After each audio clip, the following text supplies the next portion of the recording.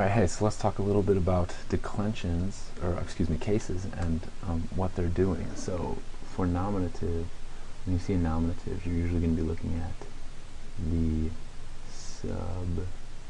Look at that classy writing. Alright, genitive is going to be possession. You're usually going to use the preposition of.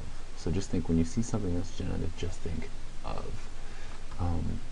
For dative, you can do an indirect object. Think the words to, or maybe, here we go, to or for. This is horrible, I'm sorry. Alright, so to or for. And so think dative, like if you're going on a date, everything should be to or for your date. Like you open the door for your date, you give flowers to your date, something like that. Okay. For accusative, this is going to go, mostly, it's going to be your direct objects. So something that receives the action of the verb. If the verb is punching, it's whatever's being punched. So the dog punches the cookie, right? Cookie is going to be the direct object. And then you have the last one, ablative, and this one goes with prepositions. So it's the object, oh man, of prepositions. This is, oh my goodness, this is worse than my handwriting normally. Prepositions.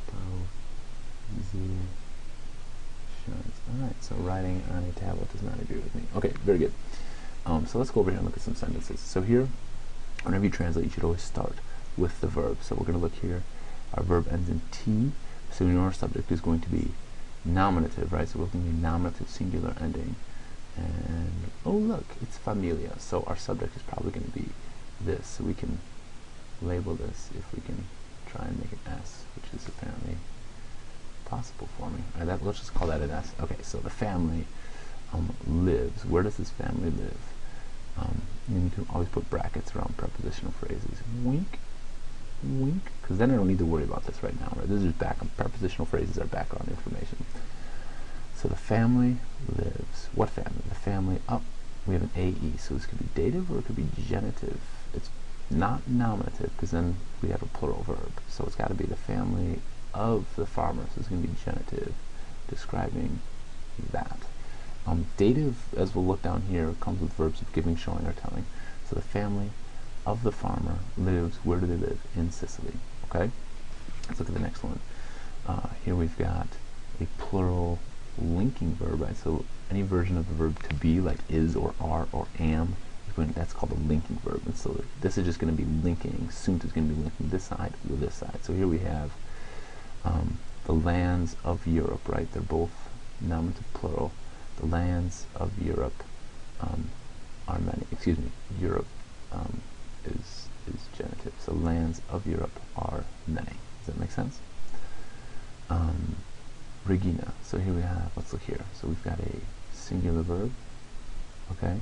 We need a singular subject. Not this one, right? Because it's going with a preposition, in, and it's also got a macron above it, which means that this is ablative. Oh no. Oh, okay. So here's our subject. Oh, I made an S. All right. The queen lives. Where does this queen live? The queen lives in the land. All right, sweet. All right. Let's scroll down here. All right. The family. Oh, okay. So here we go. We've got a plural.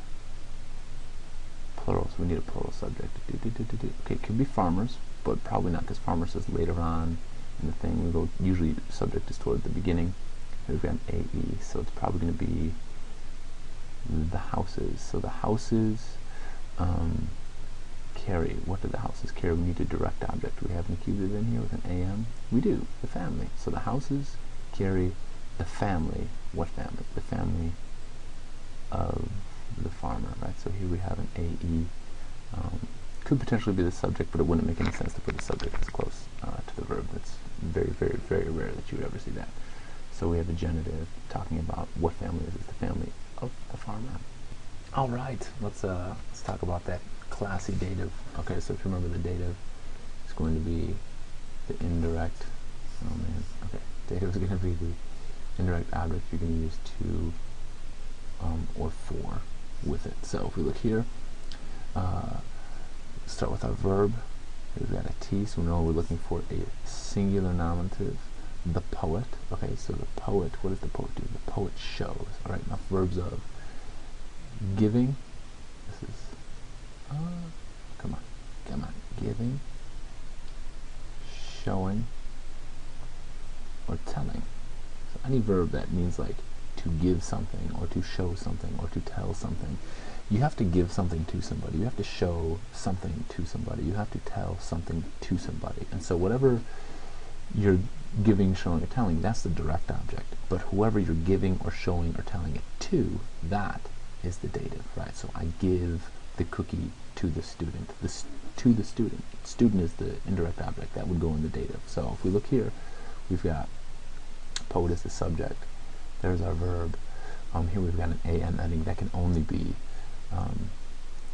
could be a direct object. If there's a preposition here, then we'll go with that. But here, it's just a plain old direct object. And then here we've got Regina. Now this could be the money of the queen, right? It could potentially be genitive. The poet shows the money of the queen. That doesn't make too much sense because we don't know who he's showing it to. We want to know who he's showing it to. So dative with a verb of giving, showing, or telling would make more sense here. So it's actually the poet shows the money to the queen. Okay. And then our last one here, this is ablative, or I'm sorry, let's start with the verb. So let's go blue because that's classy. Actually, they're all classy. Anyway, subject, verb. So we start here. We've got a T. This is a singular subject. Where's the singular subject? Boom. All right. So there's a nominative singular right here. Poet. So the poet carries. What does the poet carry? Direct object. Check it out. Oh yeah. All right. The poet carries the family. So the poet carries the family. That's our main sentence. This, remember, we can just put prepositional phrases in brackets because they're not important right now. So the poet carries the family. That's your main sentence, right? Subject, verb, direct object. Now we have to look at this other junk. All right. Ex willa. This is telling us something. It's telling us where the poet is carrying the family. Ex willa, out of the farmhouse. Okay. So the poet carries the family where? Out of the farmhouse. Okay. I hope this cleared up something about the function of these crazy cases.